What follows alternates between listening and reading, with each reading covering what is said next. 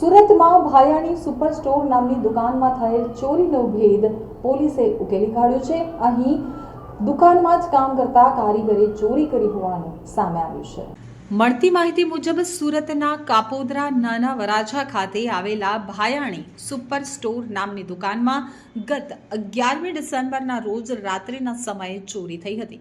અજાણ્યા ઇસમ દ્વારા દુકાનના કેશ કાઉન્ટરમાંથી ₹1,98,510 રૂપિયાની ચોરી કરી ફરાર થઈ ગયો હતો।